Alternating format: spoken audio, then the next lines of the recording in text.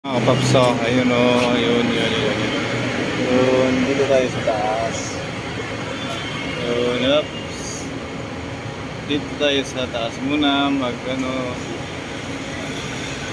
next time, bubuk tayo ulit mga kapaps para makasakay tayo ulit ng airplano. Paano masabi? Yo!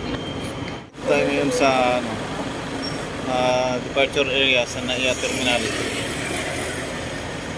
First din natin mga kapaps mag full time kaya angkas. Wala tayong amo dito mga kapaps, kaso tiis-tiis lang tayo at sipag. Sisipag, init, ulan lang yung kalaban mga kapaps, pero yung init kayang-kaya. Natin kung magkano yung kikitain natin ngayong araw.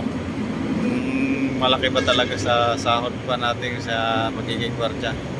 Kaya sinubukan natin ulit mag full time dito ngayon sa angkas. Iba muna tayo kasi dito maliwanag ang kita natin dito kay angkas. At saka dito marami din naman joyride at saka bukid. Yan, shoutout sa inyo lahat mga ano. Dito tayo sa kabila kasi doon ako sa kabila pumasok. Sinabihan ako kaya nanununa akong pumunta dito. Kaya hindi pala bawal pala yung motor. Mga private vehicle lang doon. Kung dumaan mga kapapsi, bawal pala doon yung mga motor private at saka ano lang doon. Taxi nga doon mga kapapsi, wala eh. Private lang talaga doon eh.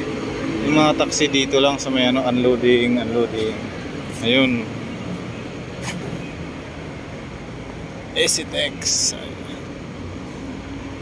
Ayan, hanggang dito na mga kapaps. Rides na naman tayo ulit.